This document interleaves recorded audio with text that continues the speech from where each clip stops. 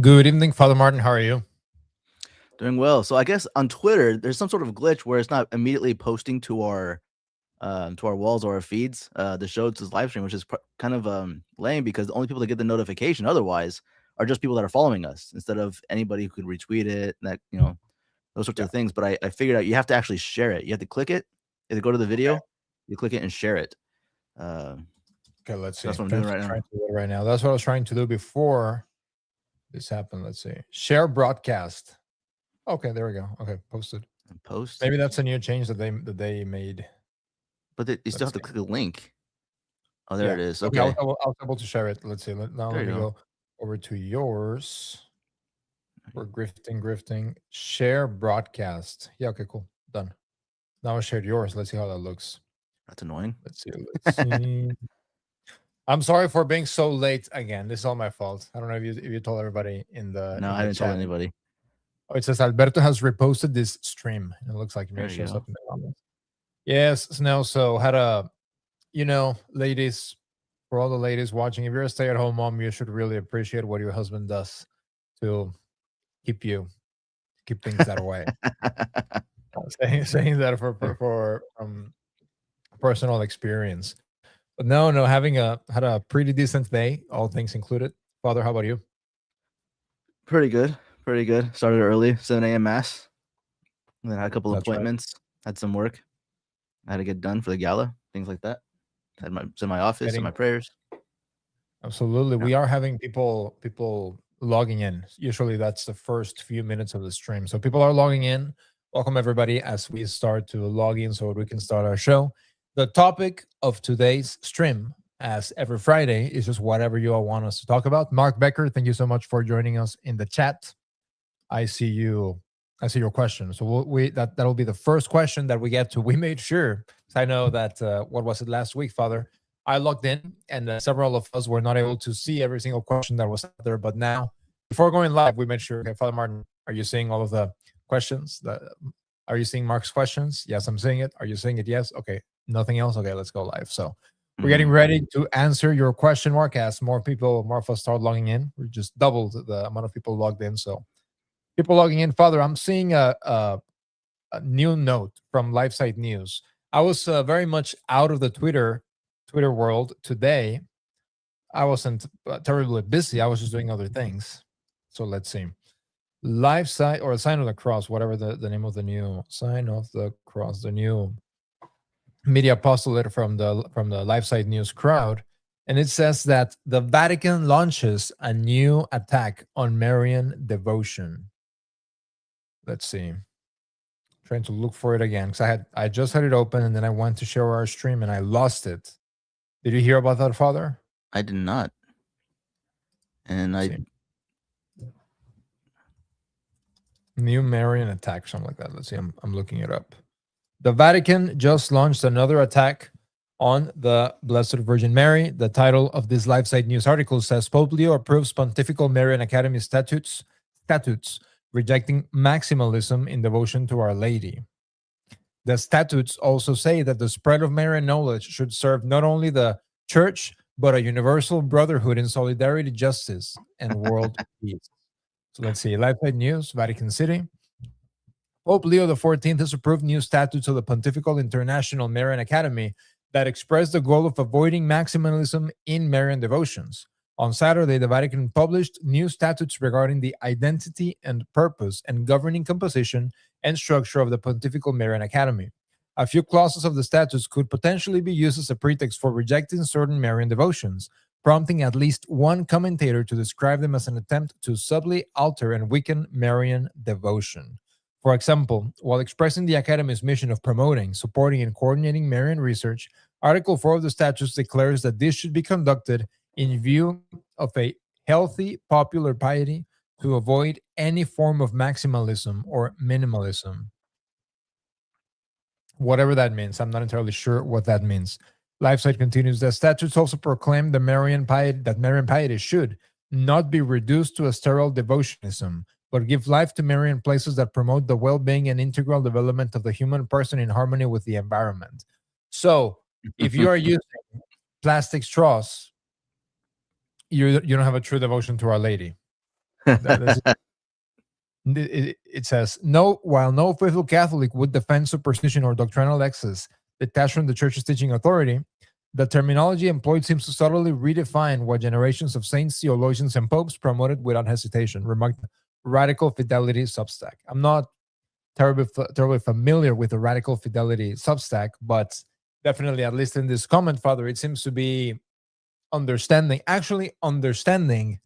what the Vatican is trying to do, which Pope Francis famously said, Father, oh, if anyone attacks my mother, I will punch him in the face.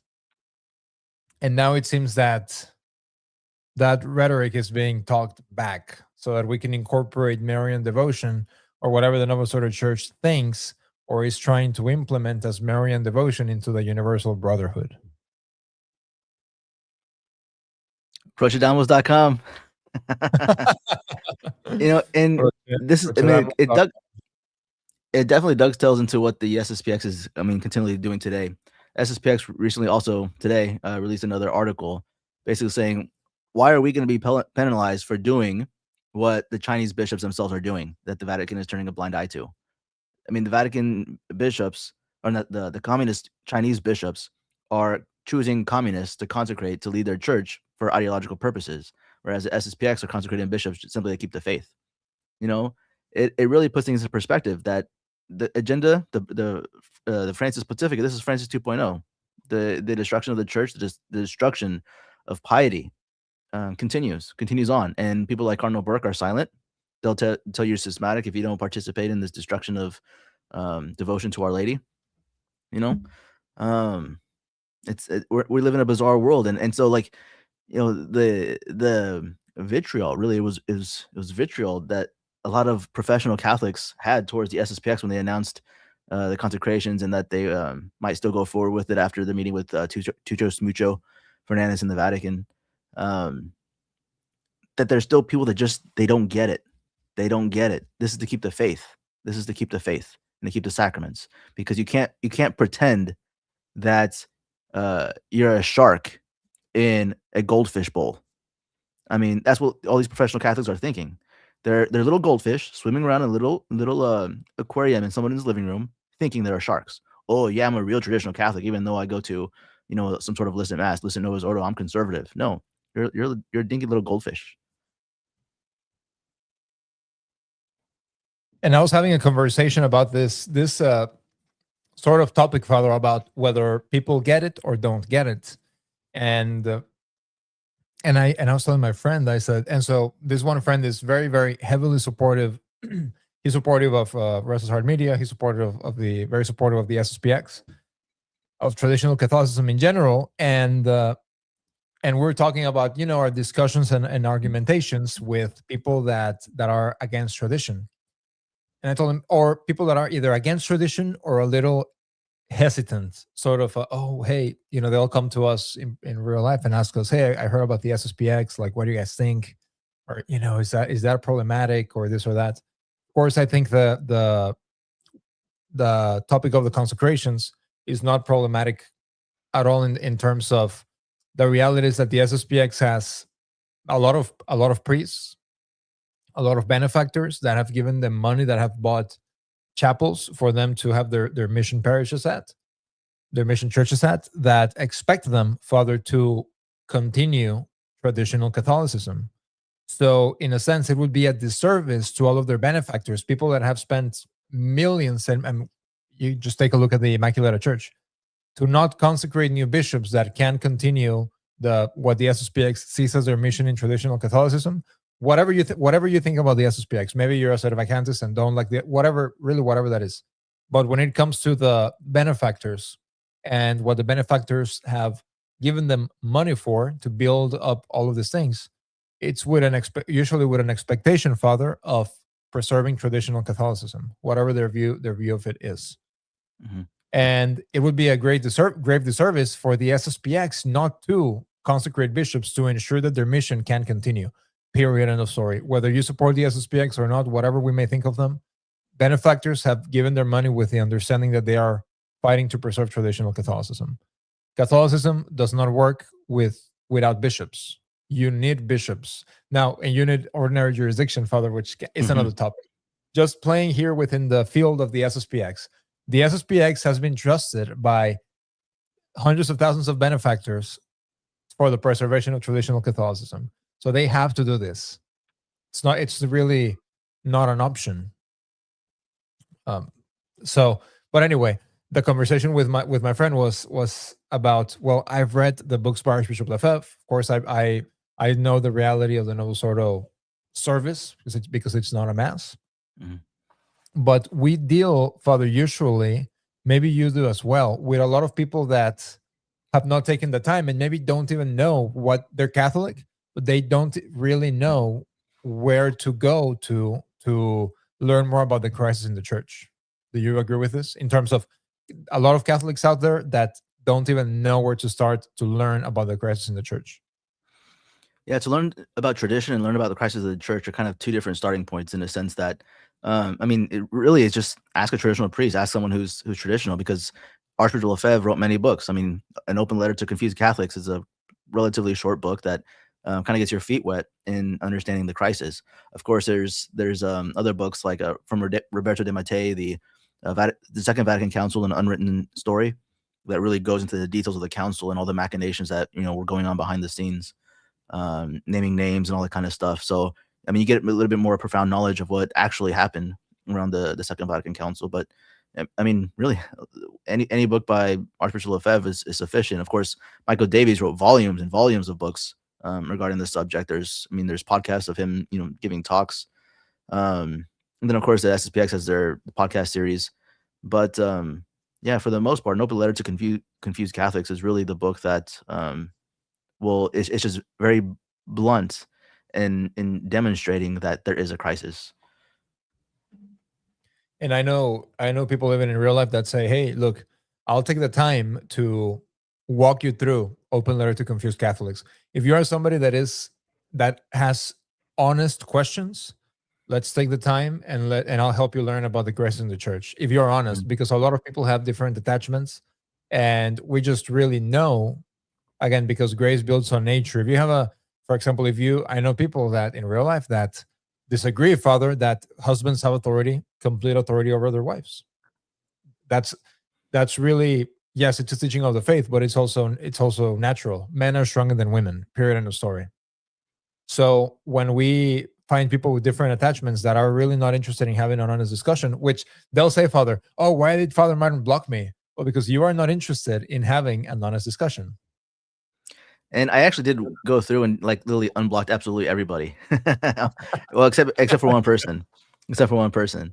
But yeah, so which is kind of funny because a lot of people have just quit engaging, so to speak. I mean, there's some people that come onto my feed and call me a schismatic or old Catholic, just spreading lies and all this kind of stuff. And so I just let them be now, because like I just post a picture like I posted earlier today of the transgender hermit from the Diocese of Lexington.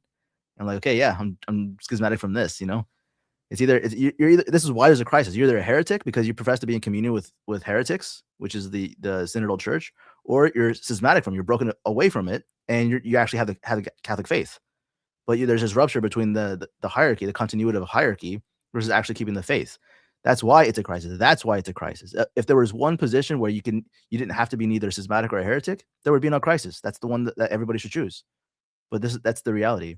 Now, Sedevacantists, of course, will say, "Oh no, we're neither schismatic nor heretics." Well, the reality is, even if they get a true pope, well, first of all, you can't even get all Sedevacantists to agree on whether the pope is either formally or just materially not the pope, sort of thing.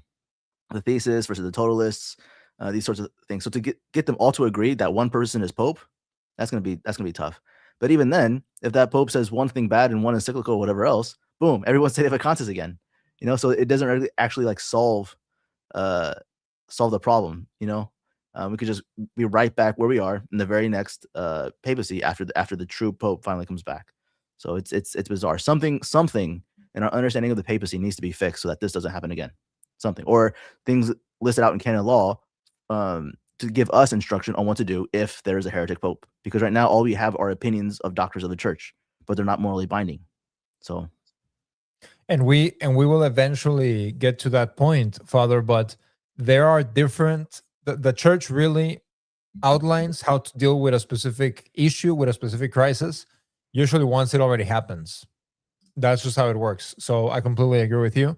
And I, of course, want to thank everybody for joining us tonight on our Friday night leisure live stream. Father Martin and I just here ready to answer all your questions. We see the questions in the chat. We are just working through, Father, here's the thing. Restless Heart Media and the purpose of existing of Restless Heart Media is to go anti-grifters, anti-news, and providing content that is evergreen.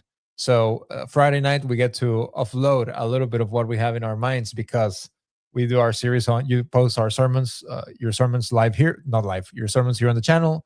We do our Tuesday series on The Story of a Soul by St. Therese, and we are already working on what the next book will be. Of course, suggestions accepted.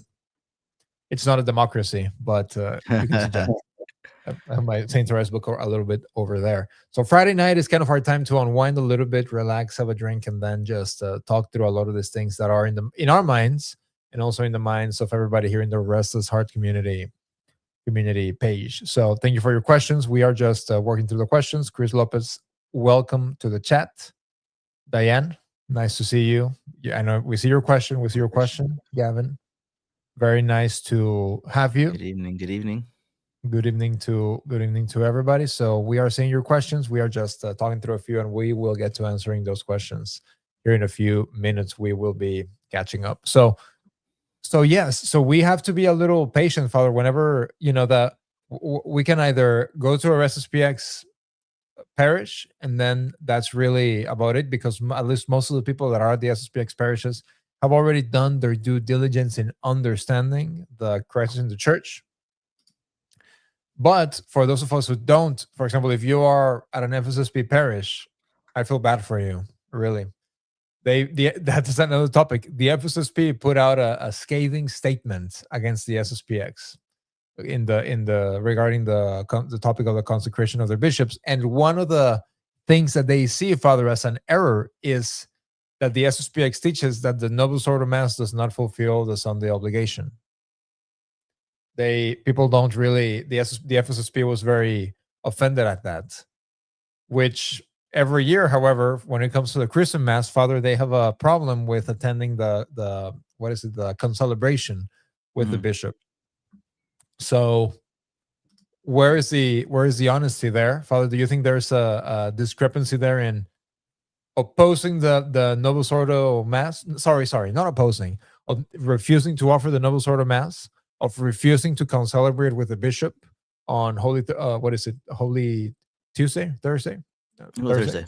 But actually now in many dioceses they do it on Tuesday. They don't even do it on Thursday. Yes, exactly. That's what I'm saying, on Tuesday, but still using the oils. Do you think there's a discrepancy there, or some hypocrisy? I don't think there's a hypocrisy in them using the oils per se, because I think their major objection is merely the concelebration. So I know FSSP priests will actually go and attend and sit in choir at the Chrism Mass, but they won't actually concelebrate, because of course that takes away from their own celebration of the Mass that day, because you're only supposed to offer it one time. But then again, can you take a stipend? Do you offer an intention? Who has the intention when you have 200 priests sitting there concelebrating the same Mass?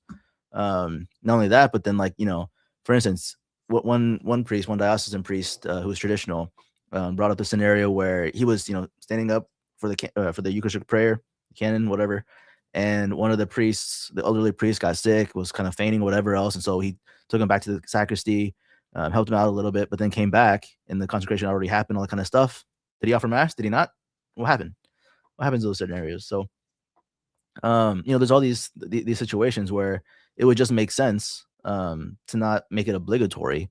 Nevertheless, even in the Eastern rites, they have concelebration, but it's simply a spectacle, in the sense that it's there to show unity amongst, like, the bishop is the high priest in the diocese. He is the high priest, and the priests are basically his helpers, his co-workers.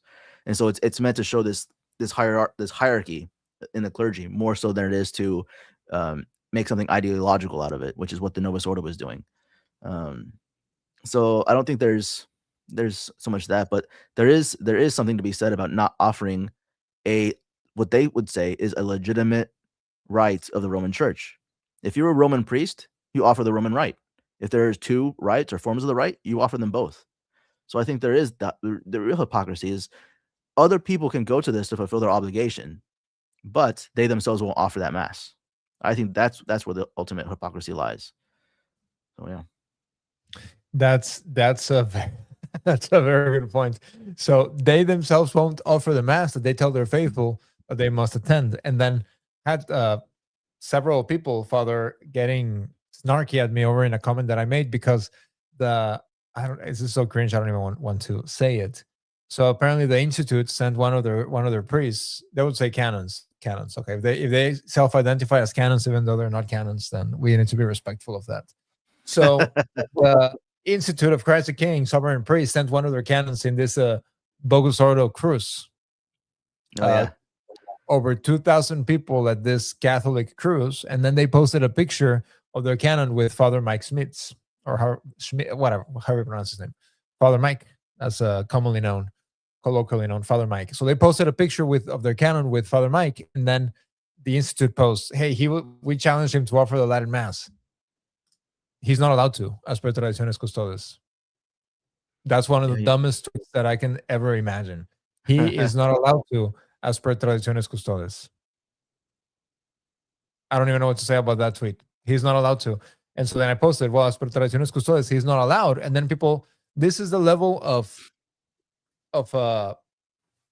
delusion that people have. Well, yes, all he has to do is ask his bishop for permission. As I said, he is not allowed to. The bishops aren't going to give this blanket permission. They don't want to promote the traditional Latin Mass.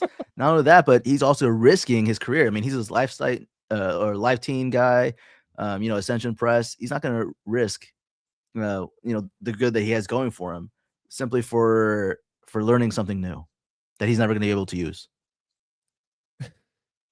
So, but really, mainly this idea of, all he has to do is ask his bishop, because, okay, then you're proving the point that he's not allowed to. But a lot of people, Father, have this mentality, this belief that if only they show their bishop how good of a Catholic they are, how conservative of a Catholic they are, how they pray to all the martyrs and how they pray the rosary every day and this and that the bishop will be like, oh, okay, cool.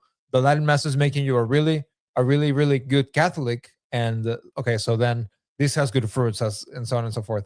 So we want to live in this triumphalistic delusion that if you just show your bishop how good of a Catholic you are, or you think you are, because it's all about externals anyway, really.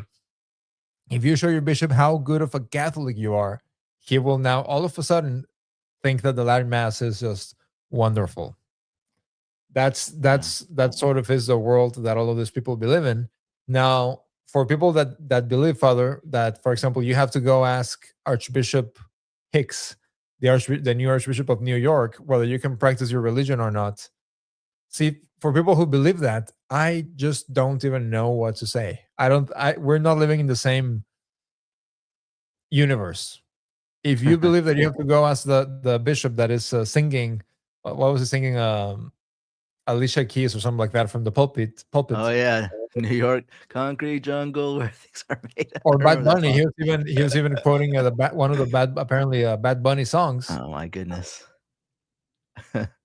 So I wonder what they think in the chat. So chat, do you think that if Archbishop Hicks does not give you the permission to be Catholic, that we are morally bound to that? I'm not talking canonically. I'm not talking about any of that. But at the end of the day, Father, that's what so many people hate about you, and really about Bishop Mikkel and the old Roman Catholic See of Caer-Glow, is that you don't have to ask anyone for permission to simply exist, to simply practice what you have to Almighty God. I wake up in the morning, just pray my traditional divine office. No one's gonna, give me any hassle or grief for praying my office, pray my mental prayer, and I'm not considered rigid, all this kind of stuff. And that's another aspect of the crisis too, is that because I'm, learning more and more about the French school of spirituality, which in its historical context came about because there was the clergy needed to be reformed in France in the 17th century.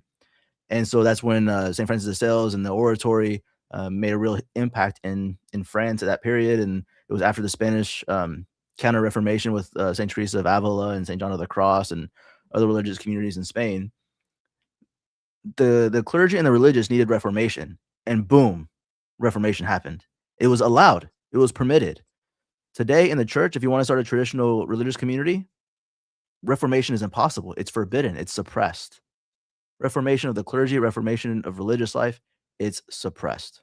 It's suppressed. So that's another aspect of the crisis that is, in one sense, it requires religious community to go outside of ordinary jurisdiction, so to speak, so that we can actually live authentic religious life and reform religious life and reform the clergy. So the reason, and you wrote about this in a Substack about a month ago, Father, Substack article, Restless Heart Media Substack. You talked about how precisely, for example, the oratory of St. Philip Neri grew so rapidly because bishops said, okay, the Protestant revolt is overtaking everything. We need good clergy to teach the Catholic faith and to offer the sacraments. How can I get that? Okay, look, there's this order. They have wonderful formation. I want them in my diocese. So back in the day, whenever there was a crisis, the bishops would look for authentic renewal. Nowadays, it's Jimmy Martin has full faculties, but Father Mike can't offer the Latin Mass if he wants to. Mm-hmm.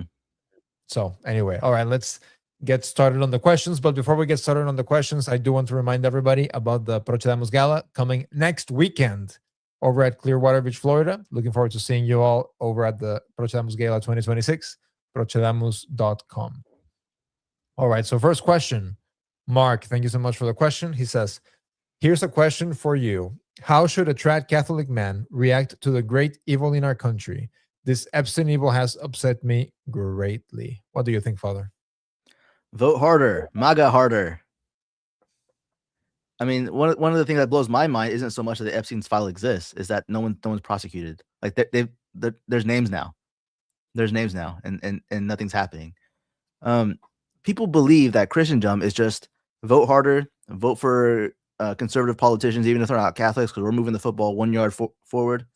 Christendom is a fruit of there being Catholics in the country. I always make this point that both Constantine the Great and King Clovis I, who was in France, they converted to Catholicism because they found it expedient to convert to Catholicism because the vast majority of their population that they were ruling were Catholics. They would have greater influence over their population if they shared the same faith as their population, as their people. Today, it's we expect the exact reverse. Our population is not Catholic, not practicing Catholic, but we just think if we elect one good Catholic in a political position, then it'll fix everything.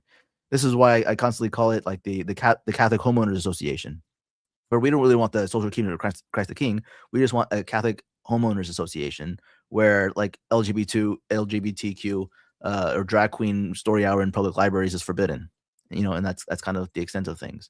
No, we actually need Catholics. We actually need to form Catholics. It's a long game. It's ground up. It's saving souls first, and then Christendom is the fruit of this. But also it's we have to get rid of this false expectation of what we think Christendom was. We think Christendom was just like everybody was Catholic and everything was perfect. But we're constantly seeing throughout the history of the need for reformation of both the clergy and of the people of God, the faithful. We see that in St. Francis of Assisi, who in the 1200s, our Lord said, "Go and rebuild my church, for as you can see, it lies in ruins." This was in the period of Christendom. And then, of course, you have the Protestant revolt happening in the 1500s. You have the Counter-Reformation in Spain, and then in France, all over the place. So the idea that Christendom was like this city of God on earth, it's false. What do you think, Alberto? So regarding specifically Mark's question, I really have gotten to the point, Father, and Mark, to where I am very, I think it is not to pat myself on the back or anything, but I think I've gotten to the point to have achieving a holy indifference, meaning, for example, I like to follow sports news about soccer or whatever, football, whatever, baseball, whatever sport you like. We all follow along. If you rightly understand leisure, you follow along, but you know that it's just a game and that it really has no repercussions in the real world, in the real life. So we're watching, oh, it's just a game, it's a leisure. So I've kind of have started seeing even politics, Father, the same way.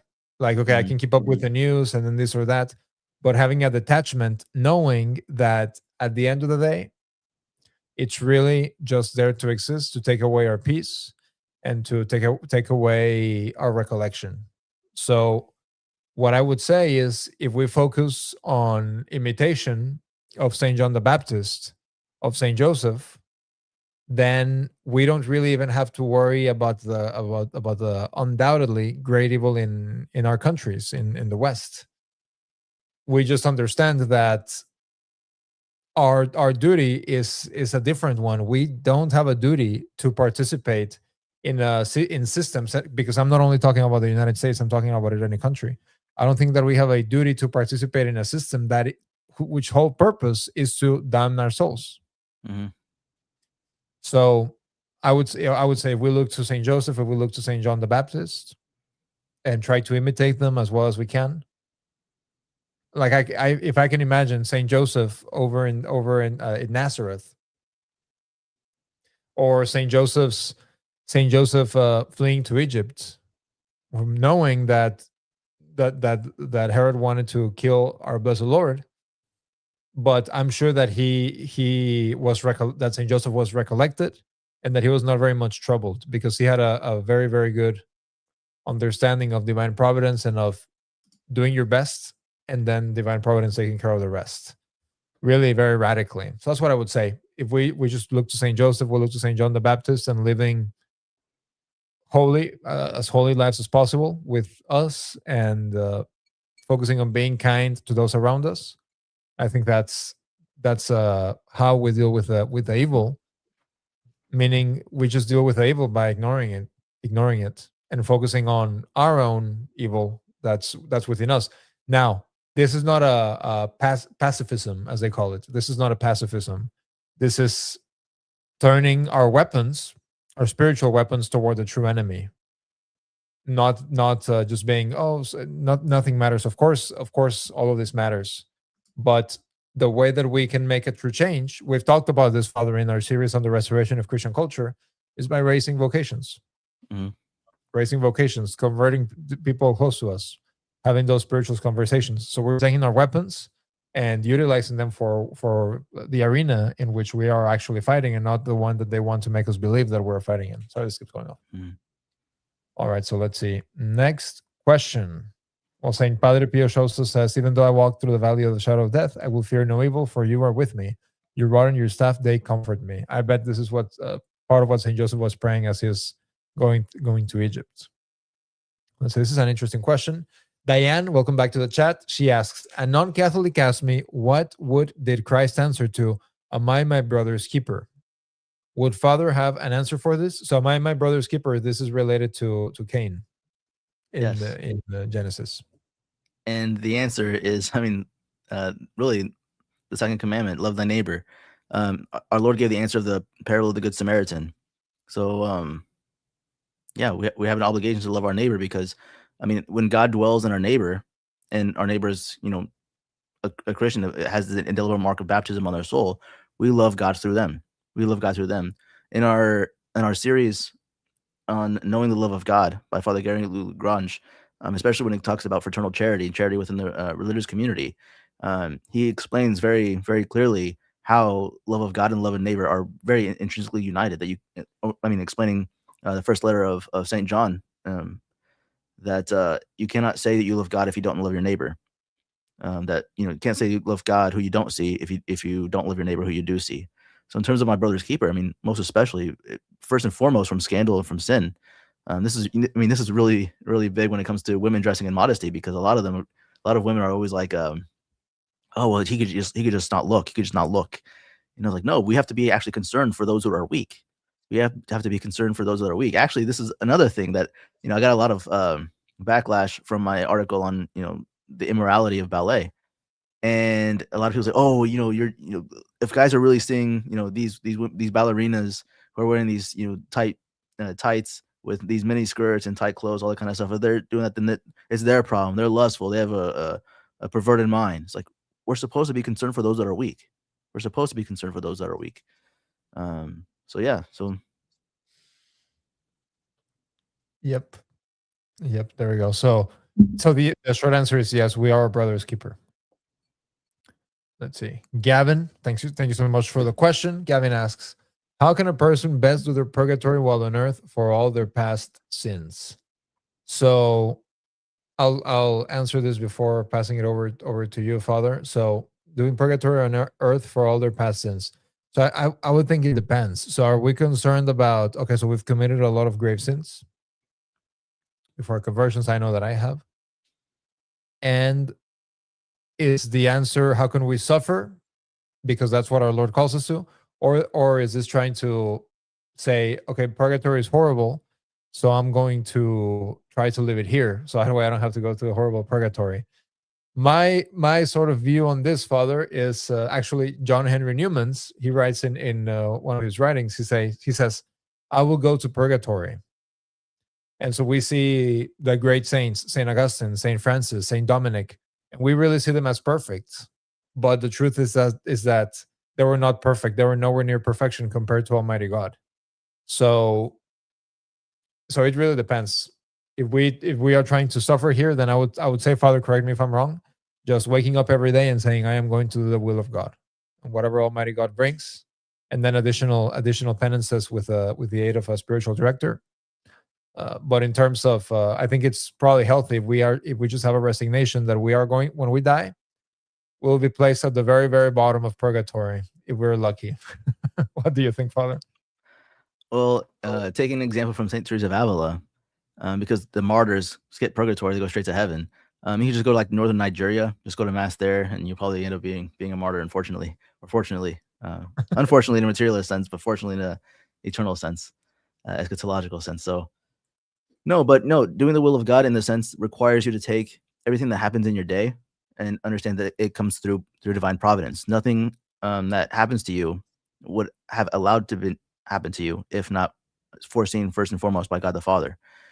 So everything is working towards your good and helping you detach yourself from what your passions are, in a sense, naturally leading you towards. So we all have our attachments, we all have our predominant faults, our inclinations to sin, certain attachments to sin, and this is what we need to be concerned with freeing ourselves from. So most especially, mental prayer is an incredible aid to this, but also doing little penances, as what Alberto was saying, a spiritual director, to help you have a penance that you don't want to do. Of course, I constantly tell a story of my college friend who told me like, "Oh, I only do the penances that I like." Well, that completes the whole purpose of doing mortification is you're not supposed to like it. It's supposed to be difficult. It's supposed to be challenging. Not to frame this in an Exodus 90 sort of way, but it's supposed to be something that you find difficult in the sense that you don't want to give it up. In sense, you try to convince yourself, I don't have to give this up, but nevertheless, it's good that you give it up so that you train yourself to not give yourself everything you want all the time, because we have our attachments. So that's really what purgatory is. That's what purgation is. The dark night of the senses and the dark night of the soul are, you can only do so much to purge yourself. And these two events in the spiritual life is when God has to go and purge you as well, in this life. So you do what you can and let God do the rest. Thank you, Father. Thank you, Gavin, so much for the question. Chris asks, question, are the bishops in Mexico more conservative than bishops in the United States? The answer is no. They are just as bad. If you go into like Mexican rat trad Twitter, you'll find very similar stuff, very, very, very similar stuff than what we find over in the United States. So it's a Novus Ordo institution wide cancer, this insanity. And then of course there is the occasional, which we also have in the United States, which is very annoying, Father, the occasional bishop that retires, becomes a bishop, archbishop emeritus, retires, and then becomes all of a sudden based. And like, for example, the one that comes to mind over in the United States is Cardinal Dolan, who, as soon as his successor was announced, is posting about how, oh, we no longer rename babies after they're Christian. What are you talking about? You're responsible for that. Oh, we're just lamenting it. Oh, it's so bad that, okay, what did you say that while you were the Cardinal Archbishop of New York? So Exactly. this is a very common phenomenon, Father, that bishops become based, and every time you see like a remnant article or whatever, oh, Archbishop Emeritus, it's like, who I cares? know, right? Eleganti, but then he goes out against SSPX too, so it's like talking out of both sides of their mouth. This very much reminds me, and it happens a lot in Hispanic families. I bet that it also happens over in white families. But you have a husband that is very successful, engineer, long career, and everything. Did very well with money. Had only 2 or 3 children, really at most, but was not religious. The wife was the one taking care of everything, and of course, naturally, the children fall away from the practice of the faith. And then, whenever they retire, they start going to daily mass and they become very devoted. And then they're just trying to browbeat their children who were not raised with a father that's Catholic or devout into now following the faith that they found. This sort of reminds me about that. Well, yes, but you weren't saying all these things while we were growing up, or you weren't behaving this or that way. But now you have an expectation that I do it when you never did it. So, but no, anyway, the bishops in Mexico are not more conservative than in the United States. I think they're worse, actually, a little more lispy in a lot of cases. Justin Widely says, thoughts on living well below your means. For example, debt-free, no mortgage and debts, more time for leisure, being a present father for the family, building a family economy, trade, agrarian, etc. Yes, I would just add there, having access to the daily sacraments. What do you think, Father? Absolutely. I mean, nothing against any of this. Yeah. Boomer Hernandez says, blessings, everyone. Blessings. Thank you so much for joining us in the chat. Diane says, holy indifference sounds good. Yes. So, just to, again, not a pacifism, not a, oh, well, nothing matters anyway. No, yes, there is a big fight as far as the restoration of our society. But how we are going to achieve that is in our homes, is with the people around us, not in the voting booth. So just taking those weapons and then actually employing them against the true enemy in a way that actually has an impact. Boomer Hernandez says, I no longer care to vote. Both sides are evil. Mark Becker says, thank you. And then he says, I feel the same way about gambling. Let's see. Ronnie asks, hello, can a parishioner at a Novus Ordo parish go to mass at your church, Father? I mean, if you present yourself for communion, I'm not a sedevacantist. There's a sedevacantist that, if they don't know your name and all that kind of stuff, your background, then they don't give you communion. We're not like that. If the Catholic approach to this is that if someone presents themselves for Holy Communion, then you trust that they, this is on them rather than the priest. Well, would your Novus Ordo bishop like it? Probably not. Would your Novus Ordo priest like it? Probably not. Will we have a problem with it? I mean, come experience tradition. Come experience a high mass. We're not going to have a high mass the Sunday after the Procedamus Gala here. So February 22nd, we're having a sung mass and missa cantata at Our Lady of Good Hope. Come experience it. See what it's about.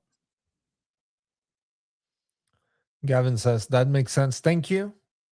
And then Diane has a question. Would Father recommend the monastic diurnal for a lay person saying the divine office? Absolutely. I find it a little bit more complicated than the Roman breviary, but they do sell the monastic diurnal in Latin and English, which is why it's convenient. So yeah, sure. And then that's it. We ran out of questions. We need more questions. I need more questions, guys. Maybe I just need to talk a little bit longer while we're answering the questions. Let's see which question can I maybe develop a little bit. So I would be interested to know, Diane, regarding this question. A non-Catholic asked me, what did Christ answer to, am I my brother's keeper? What was the context of this non-Catholic having this question? Meaning, were they Protestant, and was it like an attack on the Catholic faith? Was it maybe an atheist person? I would be interested actually in the context for which this question happened under. Let's see.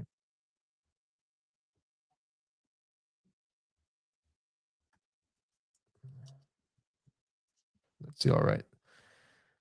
New question. Ronnie asks again, is it required for men to wear a tie at your mass?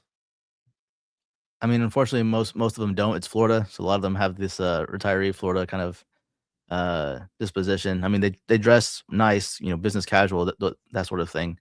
But we're not going to turn anybody away if they don't have a tie. You know what I mean? I mean, the altar servers aren't wearing ties. I'm not wearing a tie, so. So Diane's answer is my husband asked and is thinking. Okay, great. Yeah, that's a good context. All right, Benjamin. Benjamin Ling 8269 just missed half the show to pick up one of my kids from practice. Did you solve rigid SSPX versus heal me with your mouth guy? What did I miss? Oh, you missed a lot. You missed 45 minutes of truth bombs. But we didn't really talk about this. So Father Pagliarani meets with Cardinal Tucho Fernandez, which poor Father Pagliarani, he's been trying to get a meeting with Dr. Prevost, but he is not Father James Martin, so he's not granted an audience with Leo the 13th. Apparently, Taylor Marshall had an audience with Leo. I assume it was just he went to shake his hand or something like that. But apparently even Marshall got a quick meeting with Prevost, but not Father Pagliarani. That's really it. So he gets told, okay, we can engage in further discussions if you suspend the June 1st. Is it June or July? I forget. I think it's July, June, July 1st. right? July. If you suspend July, that's correct. If you suspend the July 1st consecrations, then maybe we can talk about it. Or you will be committing a schism, blah, blah. So nothing. No real update there. Yeah. For me, the whole weird thing is, I mean, after 2012, I mean, this is the whole talks thing. Having talks with the Vatican was why Bishop Williamson separated from the SSPX. And so now, all of a sudden, Fillet is all about abandoning the possibility of talks with Rome. I mean, that's where they were in 2012, but instead, they decided to go through with it. So now it's just like, so what was 2012 all for? What was Fillet trying to gain back in 2012 that all of a sudden now is perfectly fine to throw out the door? That doesn't make sense to me. So I'm glad that we have such modernists in Rome right now, in the sense that I really do think they're going to put on interdict those that the faithful that go to SSPX chapels and fund them financially and all that kind of stuff. And people are going to have to see that you go to where you receive the true faith. And I love that the SSPX is now trying to say we're not founding a parallel church. Okay, if you're not founding a parallel church, that means you're not the only group to which people can go, because otherwise you would be a parallel church. You'd be exclusive, extra SSPX nulla salus. So if you're not establishing a parallel church, that means there's other groups to which you can go. They have to admit this fact. Which I think is great, because not everybody finds a home in the way they do their administration, in the sense that they have their own closets. So not all of us fit in with their. And also, they've turned away religious communities because they've had agreements with Rome that they would only kind of ordain those that have already been affiliated with them, and they won't welcome any more new communities. And so many of us, listening to Augustine, have had to find other homes to keep tradition alive. And so it'd be nice if they kind of soften their position on extra SSPX nulla salus. Thank you, Diane, so much for the super chat. As a reminder to everybody, Restless Heart Media is now monetized, so you can support the Oblates of St. Augustine also through the super chat now. Thank you so much, Diane. Appreciate that. Let's see. Where are we going? All right. Boomer Hernandez. It's hard for me to drive every Sunday in winter to the traditional Latin Mass and really hate attending the Novus Ordo. Is this a sin? So let's see. You have a hard time driving to the Latin Mass during winter. Perfectly understandable. It's very difficult to drive during winter in many places, and I really hate attending the Novus Ordo. So is it a sin, Father, to not attend the Novus Ordo? The way I was asked this question actually more recently is does the Novus Ordo satisfy the Sunday obligation? So if you consider the history and the construction of the Novus Ordo, with 9 Protestant ministers advising the concilium on the liturgy, the intention of removing everything uniquely Catholic from the liturgy, and then putting in a Talmudic meal prayer as the offertory, one can conclude that this is not a Catholic rite. It is not a Catholic rite. But to fulfill your Sunday obligation, you must attend a Catholic rite. Therefore, the Novus Ordo does not meet the requirements of satisfying the Sunday obligation. The only thing Catholic about it, so to speak, is that the Pope promulgated it. But now Paul VI had to reissue the missal itself because in the very introduction of the missal, it had a heretical definition of the Mass because he didn't even look at it. And then, of course, it's kind of, I don't know if it's folklore or rumor or whatever else, but it's also rumored that on the Monday after Pentecost, he walks into the sacristy and he sees green vestments laid out in the sacristy. And he says, "Where are the red vestments? Is the octave of Pentecost?" And the sacristan said, "No, Holy Father, you suppressed the octave of Pentecost." And supposedly he wept.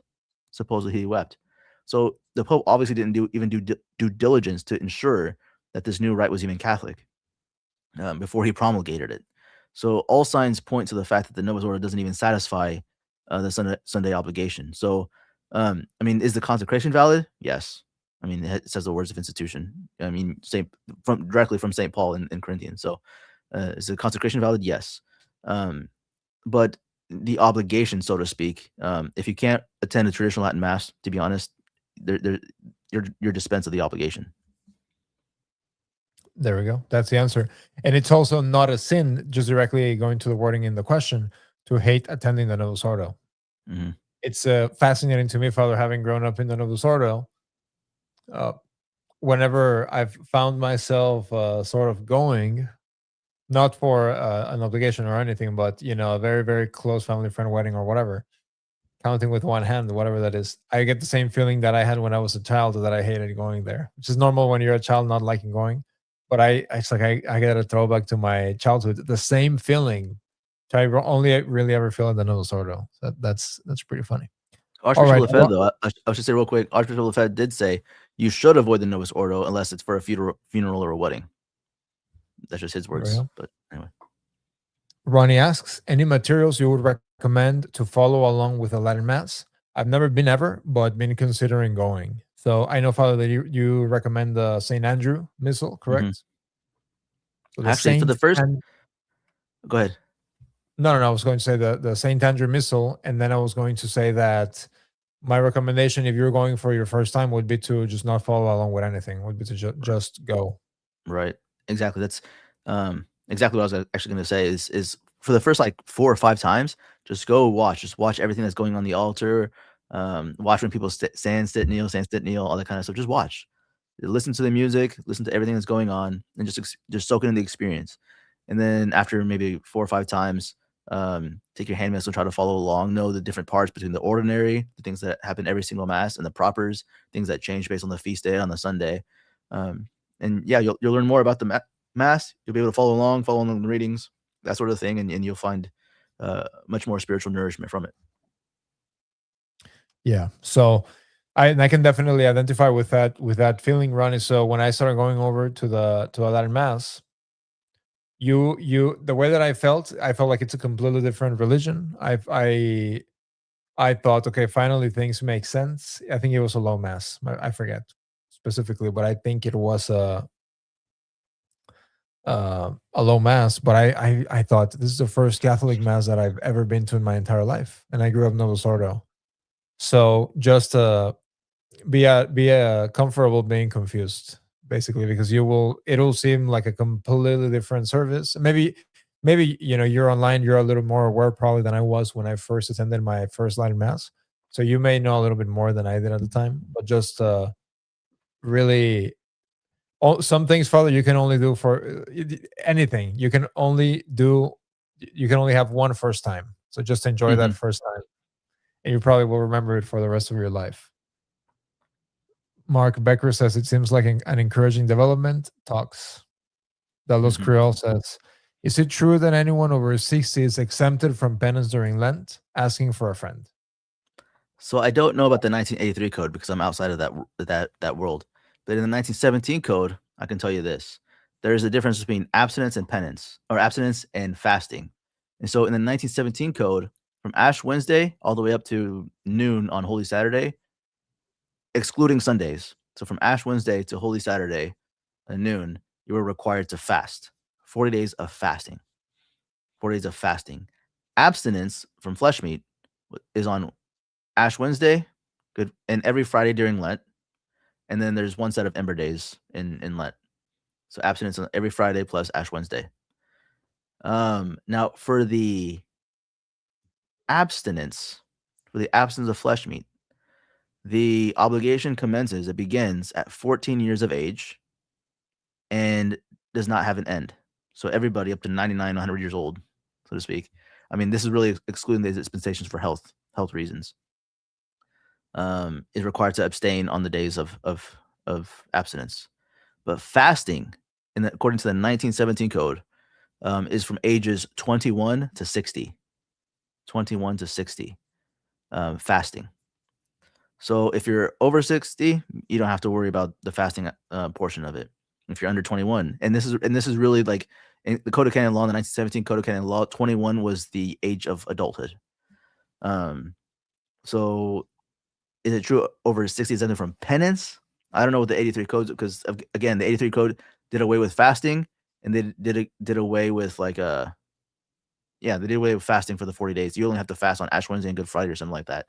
So they might have tried to put in penance, and of course, in the 83, I think it's specifically abstinence from flesh meat on Fridays during Lent, even though the rest of the year you can substitute that penance or whatever.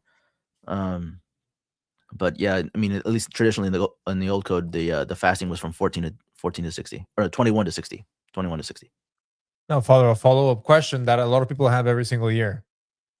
Traditional fasting. So I want to keep the pre-55 Lent this year. How old am I? I'm a 31-year-old male. What does healthy male? What does fasting look like for me? Dom Prosper Guerin J in the liturgical years describes it as thus: it's one full meal with a collation, and a collation came from the Benedictines. So the Benedictines back in the day, they worked out in the fields. They had manual labor to do, and a lot of them were suffering a lot because they only had one meal and then had to do all this hard labor. So they were permitted then in the evenings. Usually they listened to some sort of conference in the evening. They went together in a room and listened to a conference. Someone was giving a speech or something, a lecture. And they were permitted a small little snack and some wine to regain their strength. And that's where the collation was born. Now, what's kind of funny is that, again, back in the day, you weren't allowed to have your full meal until after Vespers. Now, Vespers was traditionally like at around 6 o'clock. So it means like really, really late in the day. That was the first time you're eating. So what people began to do was move Vespers instead of 6 o'clock to noon. So during Lent, Vespers is to be set at noon, so that way you can eat after Vespers, which is kind of funny. It's kind of a way to cheat around things. But the law itself says is one full meal with two collations, that together the two collations don't equal a second meal. What does it look like for a 31-year-old healthy male? To be honest, even with some of the most rigorous religious communities that are all about penance, like Franciscans, traditional Franciscans, they acknowledge that the more manual labor you do, they actually lighten the load a little bit for those that have to do the manual labor and allow them to eat more food, more so than those who don't have the manual labor. And it's even so much so that during Lent, they're not even allowed to make their beds in the morning, to reduce the amount of work that they have to do so that they can fast even harder. So it depends on what your job is as a healthy 31-year-old male. If you're a construction worker, it's a lot different if you're just an accountant sitting behind a desk all day. So it all depends on what your workload is, and you try to stick to the law as close as possible. But if you have to if you're in a bind and have to move somebody out within a matter of 24 hours because they're getting expelled from their apartment or something else, and you have to lift all the heavy furniture, I mean, you can eat a little bit more. So, all right, great. One more final question, and then we'll just go through the comments that we're getting. It's getting late over at the OBSA house. Let's see. Chris Lopez asks, question: if you're engaged and you pick up your fiancé to have dinner, being alone in the car while driving to the destination, would that be a mortal sin, occasion of sin? Question. I would think it's not a mortal sin just in and of itself. I would think it's an occasion of sin. But if you're doing it knowing that it's an occasion of sin, then it can be graver. What do you think, Father? I mean, yeah, you should always make sure your girlfriend takes an Uber. Just kidding. if you're engaged and you pick up your phone, say to have dinner, being alone in the car while driving to the destination, to be honest, I don't think that's a near occasion of sin. The near occasion of sin is being, I mean, because there's even laws against no loitering, and the first place the police officers, they pull up behind you, will flash the windows in the back seat, all these sorts of things. There's a lot of deterrence in this regard.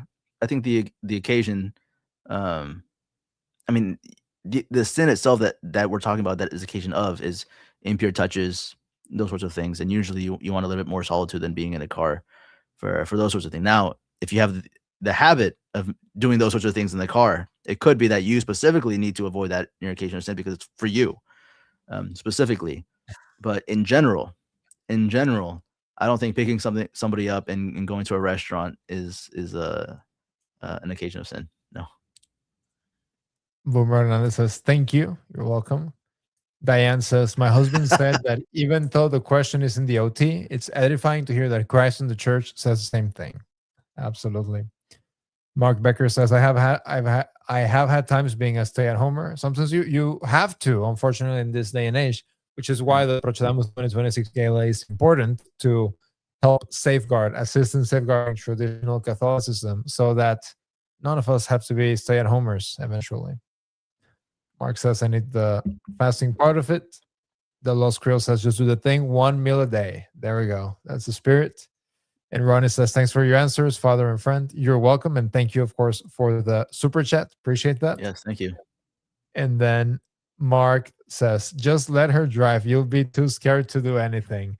Well, then, let's see. Now, here's a question. Is letting her drive then endangering your life without a need? And then it's basically, it's equivalent to bungee jumping. Chris Lopez says, this is the best Catholic channel. I completely agree. Father, anything else before we end the stream for tonight, other than being back on Tuesday for the Story of a Soul?